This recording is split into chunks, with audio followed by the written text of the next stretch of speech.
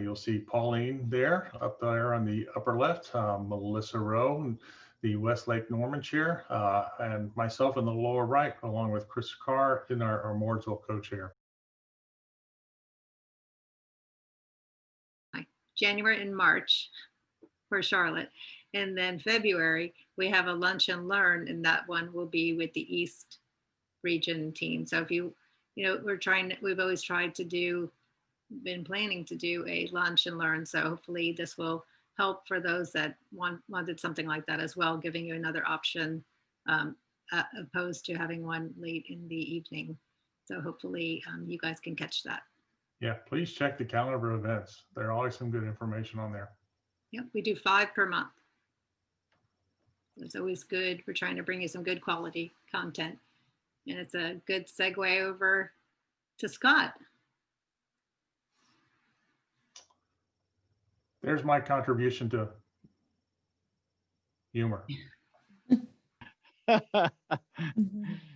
I think the reality is pretty close there. Let me go ahead and share my screen, or at least turn my camera back on. I wasn't sure of the protocol, so I thought I better mask up tonight. I didn't know if Roy Cooper would be beating down my door here. I wasn't sure. We got a lot of people on here, so I didn't know.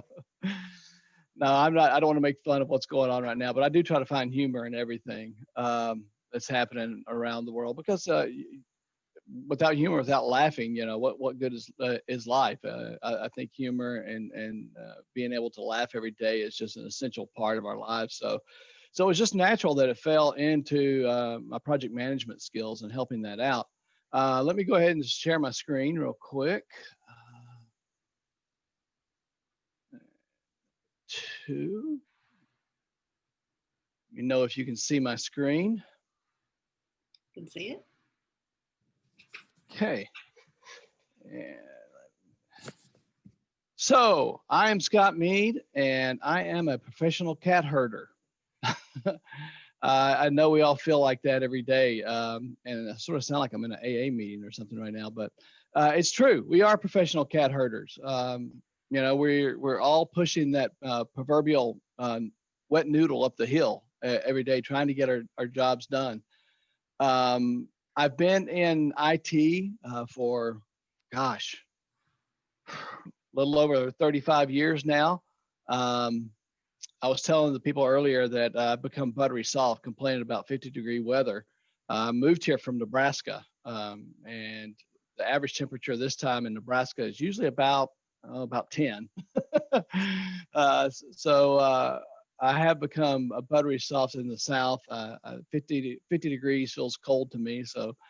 But I do love it living here. And I've been, like I said, in IT 35 years now, as a project manager, a little over 12 years. I've actually managed projects, not technically as a project manager, on and off for over probably 20 years of my IT career, either as a project lead or as a development lead. But as a true labeled project manager, it's been a little over 12 years now that I've been doing that. Projects I've managed have ranged from software development projects on the mainframe, web development projects, infrastructure projects, and now I work for a company called Wind Shuttle. Shameless plug here, Wind Shuttle. We are master data management software, and I manage implementations and support for our tools once it gets implemented, and also upgrades. I'm doing a lot of upgrades right now with some major companies around the world, actually. So it's been a long career, and humor has not only helped me get through, but I think really helped a lot to manage the projects. And I'm going to step through these slides real quick. I'm not going to keep you long tonight, so don't worry. You think a project manager with a slide deck, 125 slides minimum, but no, it's only going to be about, I think maybe 8 slides. And then hopefully at the end, we'll talk some about how we can, inject humor into our, and I was hoping you said inject there a second ago, Ed, and not infect. So, but inject humor into our day-to-day project management and actually help with our teams and our customers. So moving along. project manager, I solve problems you don't know you have in ways you can't understand. Now, we all know this is true, but the problem is when we step into a project meeting with a customer, with a project sponsor, they think that we know this also, and that we live by this, that we project managers are just these arrogant bunch of people who know everything and feel like they can do anything. So I try to use humor to break down the walls and get to know the people. It's easy for a customer just to judge you on face value. And I say customer, I come in from my current standpoint where I'm dealing with customers. You could just substitute project sponsor in there, or the team. But it's easy for the customer to make snap judgments of you. So I'll use humor a lot of times to break down those walls and get to know a little bit more about my customer. Without making a connection, we end up fighting an uphill battle a lot of times. But if you can make them laugh, you can usually get them to open up and get to know more about them. Because in the end, if you don't know about your customer and who you're trying to serve and who you're trying to supply this project for, it makes it a little bit harder. It makes it hard to understand what they're communicating to you, and it makes it hard just to understand the person themselves. This next slide I want to talk about, don't be shocked by it. My wife told me I shouldn't include this. Transparency. Let's make sure they can see the real you. I'll let that sit there for a little bit because I thought it was humorous. I thought it was funny. But we all know that we're superheroes. We really are. We can do a lot with a little and make things happen. But we need to offer a level of transparency. And, when they asked me what I wanted to be labeled tonight, I told them, you see it says Thor there, but I actually said Soar because I've been working in the yard this week. But she just thought I said Thor. But even though we may feel like superheroes sometimes, we're human, and we need to be transparent in that. We need to make the customer feel that we don't think too highly of ourselves. I'll give you an example. I was in a meeting with a customer just the other day, and I found an error in a spreadsheet that it calculated, some of the amount of errors we were estimating to fulfill a project as a little bit lower than what it should be. I found it, corrected it real quick, but immediately I went into a Forrest Gump impersonation. Stupid is as stupid does.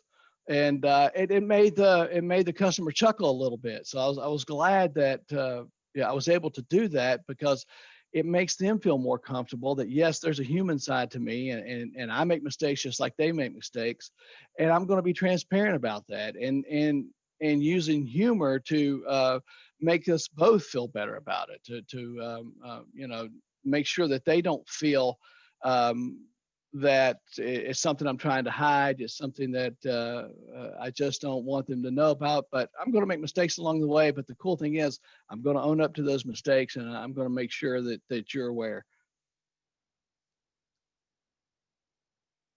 Communication. I love this. While you're out, Bob called, Jeff called, and nature called. Humor can help you communicate. Humor can help you capture your audience. And hopefully, I can't really tell if I'm capturing you, but I hope that I am right now. Think about a time when you sat through a lecture, and I'm sure you sat through boring ones as much as you sat through those that really captured you. A lot of times, those ones that capture you had humor dispersed into the presentation. Those moments can capture us as well as even with bad humor, because some people are afraid. They say, well, I don't know how to use humor. I don't have a good sense of humor. People tell me I can't tell a joke. Well, I'll be honest. I've sat through some presentations where a person didn't know how to tell a joke, and I just kept paying attention, wanting to see how they were going to fall on their face the next time. So I was able to tell you everything that came out of that presentation. So don't be afraid of using humor to help with your communication, to help grab your audience and bring them in. A friend of mine, and it's not Ed, I do have more than just one friend, But a friend of mine, every time he does a presentation, he tells this stupid dad joke. And it's a joke that goes like this. It says, "What time was it when the man went to the dentist?" 2:30, 2:30. So, but he tells that joke with every presentation. And even though it's stupid, it gets their attention and people listen to him. So humor can engage your audience and keep them captivated. So learn how to incorporate humor when you're talking, when you're doing your weekly meetings or whatever, if you're doing presentations like this, and just to get off on the right foot. Team management. How can humor help me in team management? Well, if you see there, I'd like to kick off the project by assigning blame for its eventual failure. A lot of our meetings feel like that sometimes, right? We feel like we're just sitting around pointing fingers at one another and waiting for the next shoe to drop on who's going to get blamed for what went wrong. Well, humor can alleviate that. If you practice humor with your team, it can alleviate some of the infighting and some of the barriers. It can bring teams together because it helps people open up about themselves. And one of the things I said I had to learn to do, not only in IT, but just in life, I had to learn to be able to laugh at myself. I can't tell you the times that I have got up on stage and I thought a joke was just going to bring down the house and nobody laughed. I mean, it's happened before, but I have to learn to laugh at that and move on. Same thing goes in IT. There may be times in a meeting that something just happens that, like the example I gave earlier, where I've got an obvious error in my spreadsheet, and I just have to laugh about it and move on. The little baby. and see, we have a time here. We can do it too. Normally if I was at a comedy show, I'd say deal with this as a heckler, but this is not a show. So anyway, humor can break down those walls, and it can break down that me boss, you worker type of mentality that we see sometimes in meetings. So learn to interject humor with your teams. We'll talk later about how maybe you can do some of these things, but it definitely can help you learn who you're working with, learn who's working on the project for you, learn who your project sponsor is, and manage that team a whole lot better by breaking down those barriers. Problem solving. I love this thought that a project manager is a person who thinks 9 women can deliver a baby in 1 month. We've all heard that before. But the truth be told, humor can help solve the problem faster than you believe. There was a recent study that was done by the Mayo Clinic that found that humor, especially laughing out loud, increases your endorphins. And those endorphins release a sense of well-being. And when we feel better, when we feel more satisfied, we can also think better. And that helps increase our creativity. So, while we may not be able to take 9 people and put them on the project and get it all done in 1 week instead of 9 weeks, it can help increase our productivity and maybe cut time in half, or maybe even help you get the project delivered on time if people are comfortable enough to think clearly and encouraged to be more creative. When you relieve that stress in them, it helps them to be more creative. So again, as part of interjecting humor into your team meetings, keep it light with your team. There's enough stress of just doing the work. So if we're able to make them laugh for a moment, maybe they can go back to their desk with a clear mind and be able to focus and be able to be more productive and do better problem solving. Motivation. This is actually a meme I use, and I use it a lot. It's just Yoda, the man you are. Yes, it's I think it's cute. But if I have someone on my team that does a particularly great job, I try to use this to motivate them. Let them know I think that you did a great job. Nobody else may have noticed it, but I noticed it. It's amazing, how just acknowledging that someone has done a great job goes a long ways.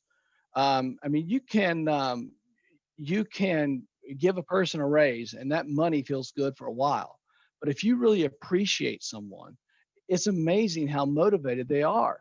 I mean, money to someone who's unhappy in their job doesn't mean much. They'll not stay long. They'll not work for you long. They'll not work for you hard if they hate you. I mean, bottom line, that's the way it is. Or if they're not happy, or if they're not satisfied where they are.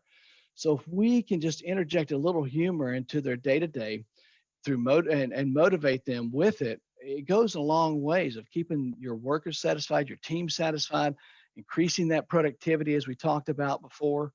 And it also, humor also from the Mayo Clinic study that I referred to before, it says they have learned that it increases a sense of hope when humor and laughing out loud and those increased endorphins, it increases a sense of hope. And right now, I know we all could use a greater sense of hope in this world, but especially if you're on one of those projects, like Brandon said earlier, that may be on the brink of failure, you're looking for some hope.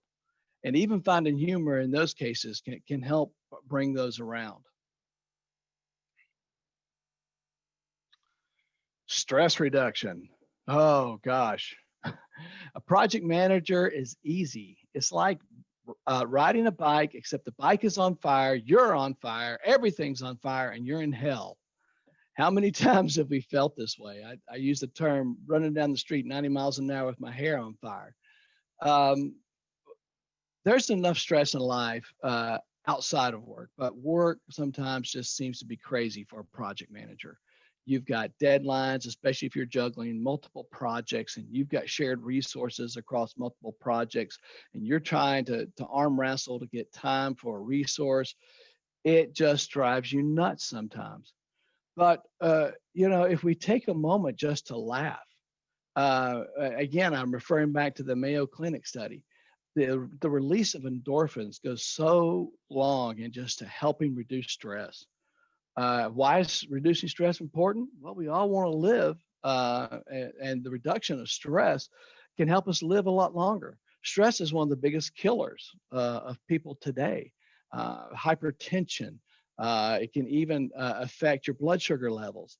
All those things are affected by stress.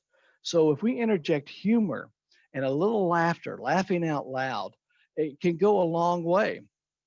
Keeping a good sense of humor is essential. Shoot, keeping a bad sense of humor is essential. Just be willing to laugh and laugh out loud on a daily basis. It's amazing how it can reduce the stress. And not only just your stress, help your project team. A stressed out team is an unproductive team. That's what I've always been convinced of. So there's times I'll just have one-on-one meetings with team members, and I'll just give them chances to vent. And we'll find ways in those venting sessions just to laugh at something, just even if it's just one thing, so that we can reduce that stress and really get back to work and focus on the work and get the job done. Now, why do we do all this? Why do we want to, reduce the stress? Why do we want to stay productive? Well, we're trying to avoid looking like this.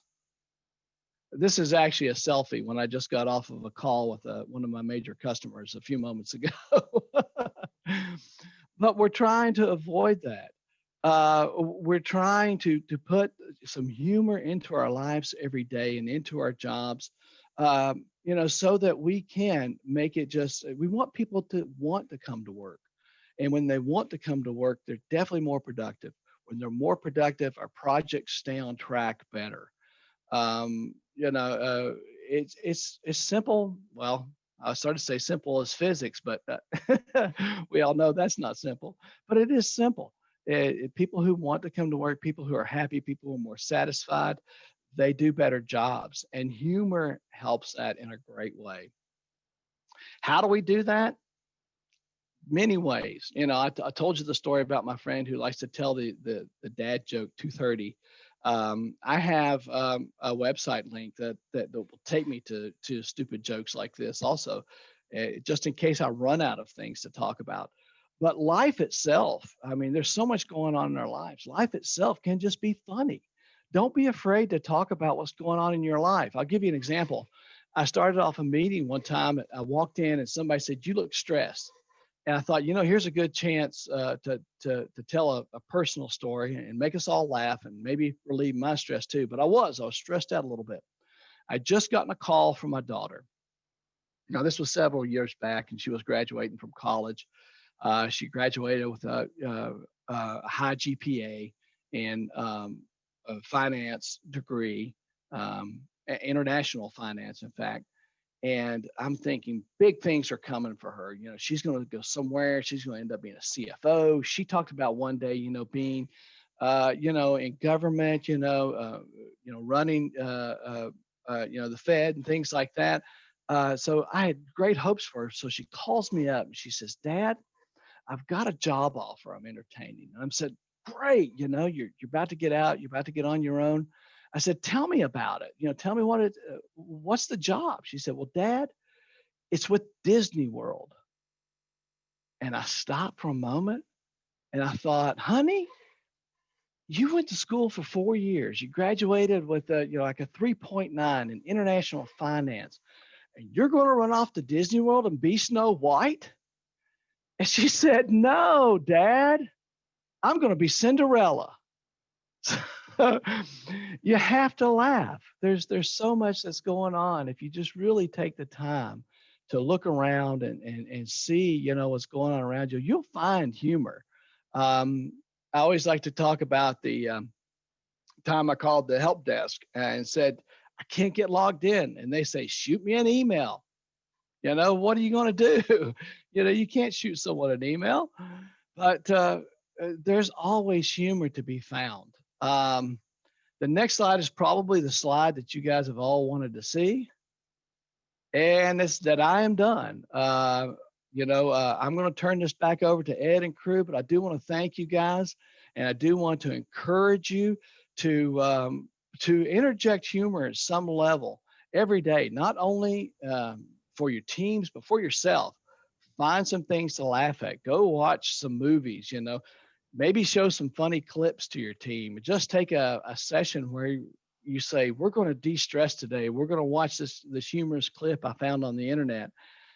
Make it work appropriate, of course. We don't want HR calling anybody and saying this was Scott's idea, okay?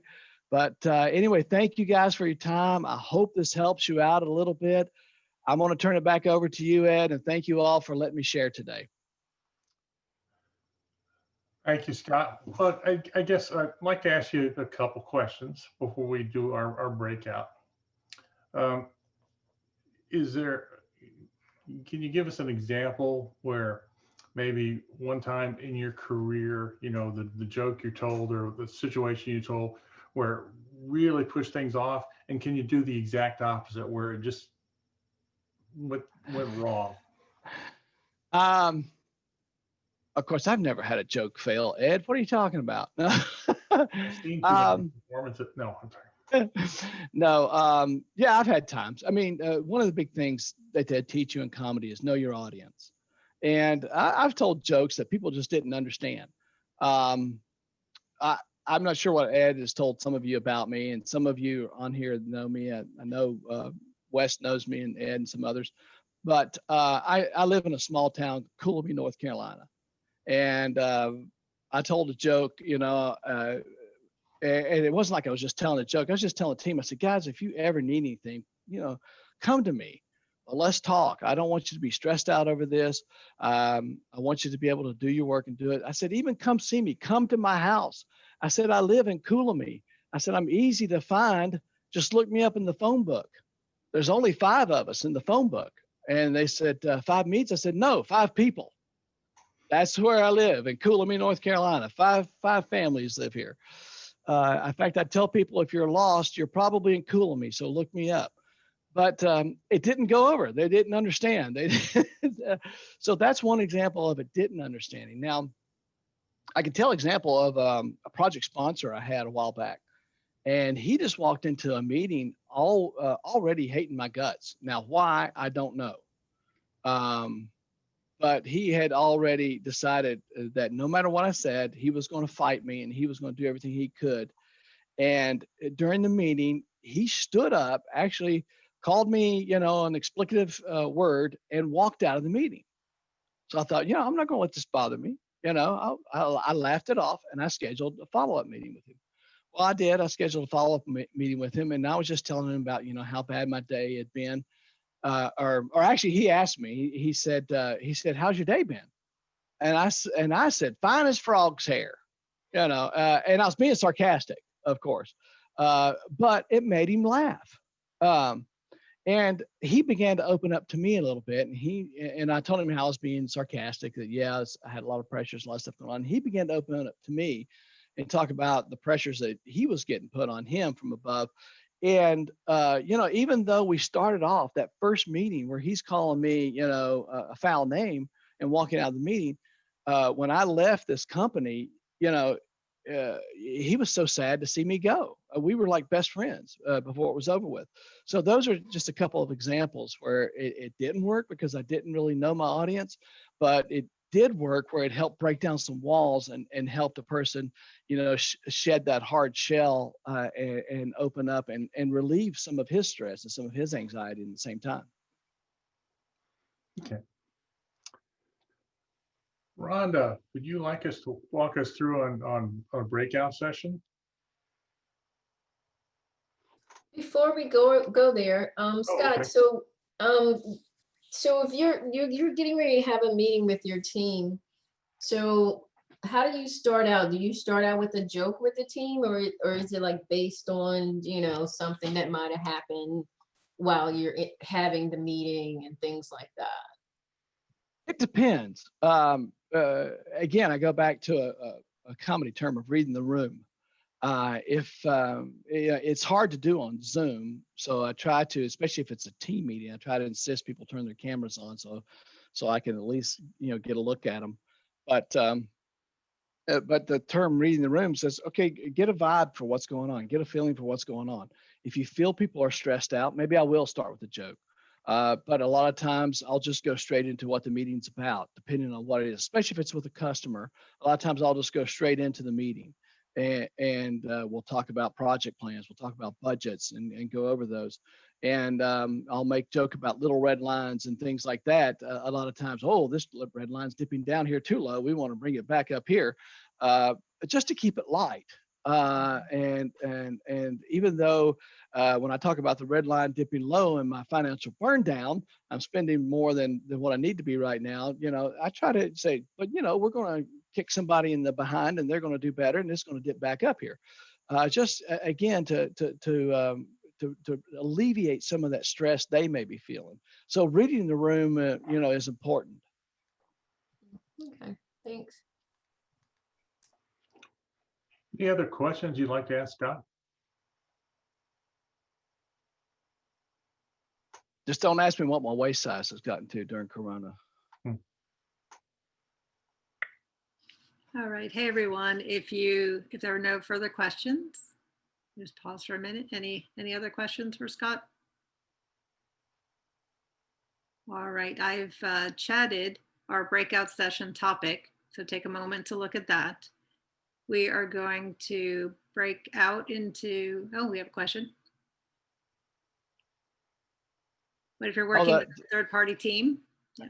Oh, that's good. That's good. That is hard. Yeah, maybe the humor wouldn't translate. Well, you'd be surprised how much IT humor translates. So again, it's all about knowing your audience. So if you can find a joke to make about bytes versus bits or things in that manner, you can really make them laugh and feel good. And even just about the hardships of working on a stressful project plan. The whole project manager is someone who believes that 9 women can make a baby in 1 month. Those kind of things translate more than you would think to other teams and to other countries. But it does make it hard. Again, it's just about knowing how to read your room and how to understand the people you're talking to. The first thing you have to do, though, is really get to know the people. The first time you meet with me, and I know this sounds odd because this is the first time I met with a lot of you, but the first time, if we were in a project meeting, the first time you meet with me, I'm all business, but because I tried to learn the people that I'm going to be dealing with and understand them. Now, maybe toward the end, I might make a joke, but I don't usually start off that way a lot of times. so you have to know the people you're working with. I do work with a lot of people in the UK right now. I've got several customers in the UK, and I also work with some of our offices out of the UK, so other project managers in the UK, and I also work with offices in India. So I do have some people around the globe that I work with, and it does make it hard, but you can find ways to be humorous that they understand. Does that answer your question, Gary? Is that what you meant about the third party?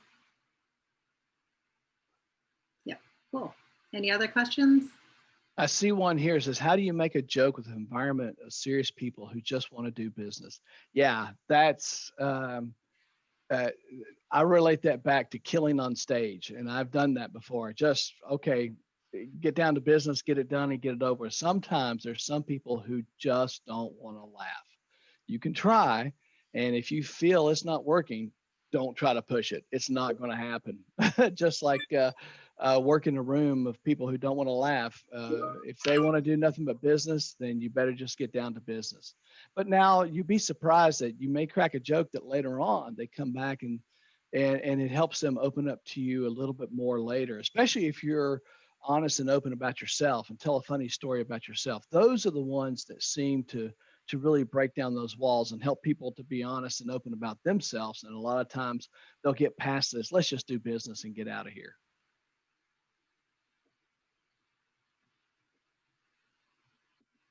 All right, well, great. I think we'll go ahead and move on to our breakout rooms. Does everyone see the breakout session question or discussion item?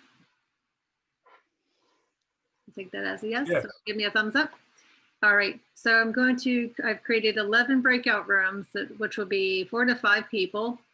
And remember, just a note, if you've not done breakout rooms before, you automatically go into the room and you will be muted. So make sure you unmute yourself so you can talk to your team. So we really want to take 5 minutes and talk about a situation where it's good to use humor, and then maybe report out to the team after the 5 minutes, one example. So we would get 11 different examples, and hopefully there's something that we can all use. Sound good? So make a note of your breakout rooms. I will also know where you are, but make a note of it so when I call your number, you will know it's your time to report out. So you'll automatically choose somebody, a spokesperson in your team, to report that out when we all come back. So sound good? Any questions before we get started? Not anxious for my number to be called, but yeah. All right. So we're going to automatically go to these breakout rooms? You are. It's going to be like teleporting you to another time. It's gonna be Wow. pretty cool. You ready? Freaking magic. All right, here we go. In 5 minutes, you'll get a 1 minute notice, and I'll send you some further instruction as well. Thank you. See you in a minute. It's so cool when you're actually controlling this, because I see you all like going off in different directions. So it's pretty cool. So I hope that was enough time for you all to be able to kind of share your stories and how you can use humor. So I do have names that I'm going to call on if we don't have spokesperson assigned. But is there any volunteer of any team that wants to go first? Look at all you on video. I love it. Sorry. Group 2, we can go first. All right. So you have 1 minute. The question we got was, a tense situation and how you might diffuse that tension with humor when you're the one presenting and your presentation crashes or the laptop crashes and you end up having 4 vice presidents trying to get a laptop working, and you can tell the light bulb joke. How many vice presidents it take to screw in a laptop? It's a good one. That's great. All right. And then you get fired. Yeah. All right, who's next? This is Kimberly. I can go. Okay, can you state your room just to make sure I have you checked out? And Michael, you're which room? I believe we're group 2. 2. Thank you. All right. Oh gosh, which group were we? 5? 5. Yeah. 5. Yeah. Great, thank you. All right, Kimberly. So we were, talking about how to obviously diffuse a tense situation with humor. And I work for a very large bank. And a couple of weeks ago, someone was trying to send a nice birthday wish to Holly by email. And unfortunately, they put a distribution group that had the entire company. And so you know what happens then. Everybody replies all for, for the rest of the day. So we were having, last week or later on last week, we were having some meetings that got pretty tense. And then someone just said, well, happy birthday, Holly, we'll take it from here. So, and it was immediately something everyone could relate to and understand, because they got about 600 or 700 emails in their inbox that given day when everybody decided to wish Holly a happy birthday. So Right. That's really, and that was a good way, because they played along with it too, and they knew that was like a terrible thing, right? So yeah, apparently it's all over social media now as well, so everybody else can relate. Oh my God, even better. Great, thank you for sharing. All right, who's next? I got a. Oh, Go ahead. Oh, no, go ahead. Right, Mo, is that you? I heard Mo, Yeah. room one. Well, I was going to say happy birthday, Holly. I work for the same company. So I had to really delete about 500 emails. In the group one, we talked about how is it easier to start the meetings with the joke, and whoever is running the meeting, it gets really difficult to end with the joke, because the beating really starts in the middle, and then the end is just basically, unexplainable. So we're just thinking about some of those ideas. Very good. Great, thank you. All right, who's next? Jessica's ready. She's in group 4. Okay. All right. Thanks, Bruce. We have volunteers. So group 4. In my team, I actually have the people that report to me. I've given them carte blanche to make fun of me in meetings if it helps diffuse the situation. So I was in a report out earlier this week on a safety issue that happened, and we were doing a root cause, and pretty tense. Multiple people going in, and I made a comment about how I would like dates of when things are going to be done, and the woman that reports to me said, "Really, Jessica, you want dates? Imagine that!"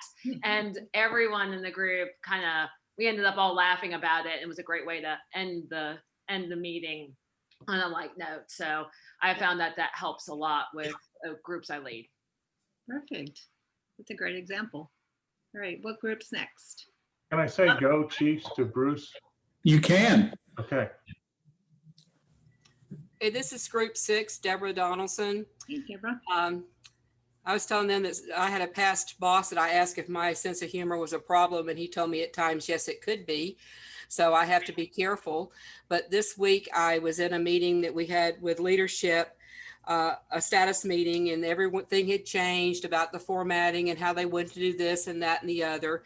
First time this guy has ever been my sponsor. He lives in Columbus, Ohio, and I had been told that he was a big Buckeyes fan, and I happen to be a big Alabama fan. And so as I went through my presentation, as I got down through everything, I said, well, we don't have any impediments yet. I said, but we may have after I say this, roll tide. And everybody just totally cracked up. And I shared with him that in my younger days, I talked trash before the game. Now I wait until after the game to talk trash, but that was before the game. And he assured me that I was very lucky that he had his earphones in, because his wife was an Ohio State alumni and she would not have been amused. Good game, though. Yep, absolutely. Roll Tide. If you were a Bama fan. That's great. All right, that was Deborah, your room 5, right? Group 5, right? Is that group 5? 6. Okay, great. Who's next? I love all the volunteerism. We can I'll go. go for group 7.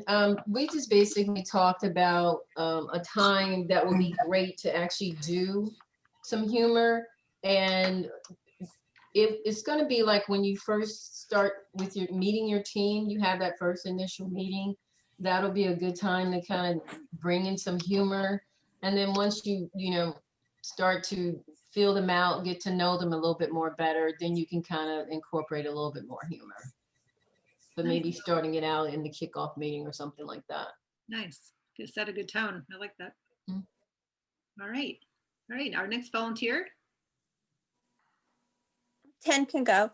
This is Karen Marchese, and yes, I'm with the Holly group as well.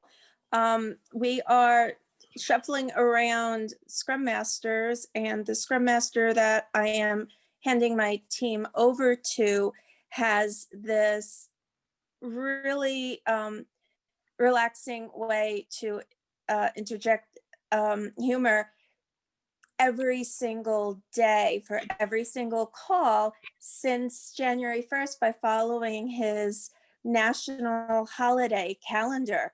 So today is National Kite Flying Day. So we are officially allowed to tell somebody to go fly a kite if we don't like their answer. And then surprise, it's the holiday. So That's great. he's finding something every day. That's very clever. A joke a day. Yes, exactly. I love it. That was group 10, right? All right. Yes. Who's next? I love all the sharing and seeing all the faces. Yep, group 9 can go. Part of that is we're talking about, is starting with something that people can relate to. Starting with something maybe, if you can understand family or something like that, and bringing that and to bridge the wall or break down the walls so you can actually start the conversation.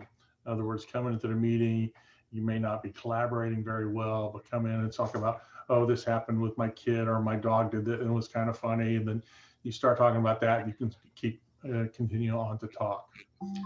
And I do have a related birthday story. When Scott and I were in the same group, one of the people on the team had a birthday and there was a lot of birthday cake left. So the floor admin sent out a message to the entire continent. This was at Lowe's. So everyone that Rhonda's birthday cake was still left. So tons of people were, we had tons of people wishing Rhonda happy birthday. So when that birthday example came up with Holly, happy birthday, Holly, that made me laugh. That's awesome. All right, who's next? I think we have a couple more. This is Ed Spooner. Hi, I'll go it's next. Group 8. My connection dropped right near the end of the breakout session, so we never did, or I didn't hear any discussion about who was going to be the speaker. But since we mostly only talked about my experience, I'll just relate that. Yeah, you go for it. I was telling the group that I'm retired now, so I can't bring anything in from a current project, but I'm the president of a homeowners association where we have a second home down in Charleston. And a couple of years ago, I was standing up presenting at the annual meeting and talking about the fact we needed to go up on regime fees again. And as you can imagine, the audience wasn't very happy. A lot of hard questions being asked. But one of our amenities is a marina where people that have a slip there have an additional fee for that. And we had made the comment that we were going up on the regime fee, but not the marina fee. And there was one guy in the audience that's always pretty sarcastic and boisterous. And he spoke up and said, "Oh, I really want to go up on the marina fee too." And I said, "Well, you can write the check for any amount you want to." And it got a laugh out of everybody, and things kind of relaxed from there. And we got our budget approved and moved on. But he and I became good friends. But he's just one of those people that will be very boisterous and not really a bully, but try and override the situation if he can. And once I kind of pushed back a little bit with that, he relaxed, and as I said, we got to be good friends. Yeah, so it kind of diffused the situation, which is what humor does, right, Scott? Kind of equalizes things. Yes. All right, think we have a couple more. I don't think we've heard from group 3. Is it Robin or Val? We hear from group 3? You Group have not 11 heard can from go. group 3. I was going to say maybe other folks want to chime in too, Melissa, Val, Brandon, whatnot. I actually presented a scenario, a real life scenario that I have. I have one account that I work with, and I'll call them my peer project manager. They're not a professional project manager, but they facilitate that role for my customer. I was evil on day one. all of the folks that are on my team that deliver service, they love all those resources, but as the project manager and taskmaster, I guess, I was considered evil. So one of the good suggestions I think that Val initially presented was maybe trying to inject some memes into our meetings for humor, and also to maybe Brandon, I don't know if there's good me and devil me, but devil me, the alter ego, I guess, is the project manager me. And I didn't get it ready to share in time here for our discussion, but we talked about different kinds of memes, like cute little dog memes, because we know that this person loves dogs. So that might help. The other thing is I was starting to mock up my Zoom photo when I'm not on camera, and just go ahead and add some devil horns and a pitchfork and probably a task list. And I'm really kind of thinking that's the one that I'm going to use, like on the next Zoom meeting, instead of being on camera, because those guys usually are not on camera. I'm thinking about just putting that picture up of the devil me with the task list. I don't know, Val, Brandon, do you guys approve? I do. I can't wait to see the picture when you're done. I might have to send it to you. But I'm just kind of thinking that maybe that helps to diffuse stuff and maybe makes this person, we didn't talk about philosophically the reason this person does it. I truly believe they do it in front of their team to look powerful. I think it's just their way of doing that to kind of deflect from a situation. But to me, that's a good way to inject humor. Either that or it gets me kicked off the project. I'm not sure which. No, that sounds great. And also it's thinking out of the box too, and then just kind of like adding levity, like Scott was saying. Yeah, it's truly in this case to diffuse a situation because, yeah, I'm the evil one. You just gotta laugh. You just gotta laugh, right? Because if you laugh at yourself, and like you were saying, right, Scott, if you want to interject, then feel free. Yeah, I was thinking about a time where before BC, before COVID, we were having a meeting with a vendor, and he was on a Zoom session with us because I think he was in Florida or somewhere like that. And suddenly he stood up to grab a book, and he had on, the jacket, the tie, and everything. And when he stood up, he had on these plaid shorts. And his legs were blinding white. I mean, blinding white. And so, of course, I had to make a comment about whoa, turn the camera off. You're blinding us all here. But he took that situation that could have been so embarrassing for him, and he was able to laugh at himself, and he was able to bring back control, because we lost control in that meeting there for a little bit. Yeah, very good. All right, I think we're down to, well, we have a couple more. How about who's in group 11? I have a Steve or Michael. Hi, can you guys hear me? Yes. Yeah, Okay, hi Danielle. It's Danielle. Hi. So, hello. So in group 11, we talked about commonality, just finding the common ground between teammates, resources, some type of common ground to diffuse a situation. So we gave a couple of examples.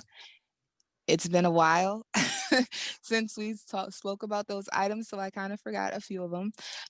But just a couple examples how we found some common ground to diffuse situations and make people laugh at the end of a meeting. So where maybe things weren't going the best throughout the full meeting, but then at the end, someone was able to say something and relax everyone, get a laugh, and everything was kind of okay from there. So that's kind of where we came up with common ground. That's nice. Like, don't end a meeting being with negative vibes, right?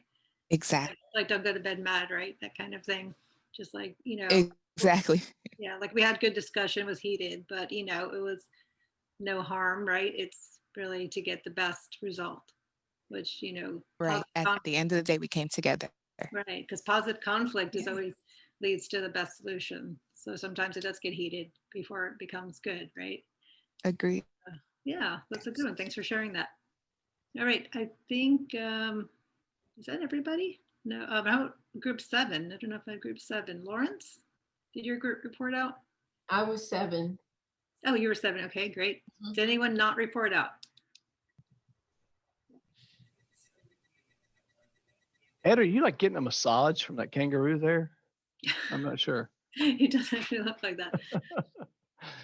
All right. Well, I'm going to just turn it over to any final thoughts, Scott, based on what you've heard. I think they sound like some great suggestions that people have used or will use. The only thing I think I would add, and I added this, I was in group 11, and I brought up the fact that, you know, we talk about timelines, we talk about milestones, we talk about teams, we talk about resources, but the bottom line, it's all people. And as long as we remember that they're human, we're human, you can take a bad situation, you can laugh about it, but I've always, like I told my children, there's no bad mistakes as long as you learn from them. And if you can use that humor to open up and make people feel better and make people relax more, they'll learn more from those mistakes, and they'll do better in the future too. So that's probably the only thing I'd leave you with. Yeah, that's very great. Thank you so much. Well, I wanted to thank you, and I'll turn it over to Pauline, but thank you, Scott, for a very fun, lighthearted event. And I hope you all enjoyed the breakout sessions and got to, you know, network a little bit and, you know, have some discussion and kind of have some fun there as well. So I'll turn it back over to you, Ed. Yes, and one thing I did, you know, we forgot to add to the deck is that we are now doing text messaging. So yeah, so you can opt in to receive all types of text messages, including 5 a month we do 5 community meetings per month. So you would get advance notice 2 days before, a reminder, I should say, 2 days before each meeting. So it's a nice, I love having a text message for something that's important to me so I don't miss it rather than an email.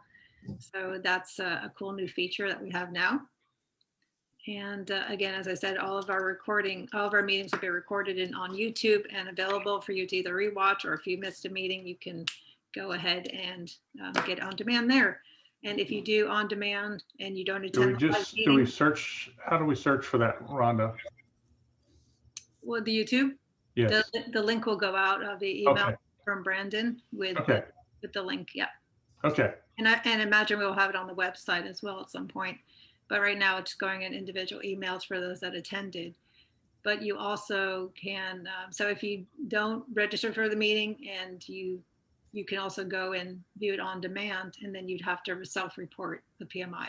But if you obviously do the live meeting, we will report that for you. I was going to ask that question, if we have to self-report this or if you're doing it for us. If you're in the community meeting, we do it. But if you won't be able to get, if you watch it again, you don't get additional credit. But if you watch it for the first time on your own, then you'd have to self-report. Okay. I've got one more shameless plug before everybody leaves. Go out and like my Facebook page, Scott Meade Comedy. Scott, that's Scott Meade, SCOTTMEADE Comedy. Hopefully we'll get past this mess one day, and I'll get back to doing live shows again. And I always post on there where I'm going to be when I do have a show coming up. Very good. You also get cooking tips from Scott too. Thank you, Scott, for this, the laughing for this evening. You know, it helps us go into a nice, relaxing evening. Just want to thank everyone who came out and participated, and just make sure you go on the website and just attend some of the other meetings that are up and coming this month. Hey, Scott, that was Facebook? Got it. Thank you. Yeah. Scott Meade Comedy. Okay. Right, and once again, 5 meetings per month. We're putting really good content out there for you. So check out the events every month, and we'll see you next time. Jack, can you stick on for a second? Thanks so much, everyone. Thank you.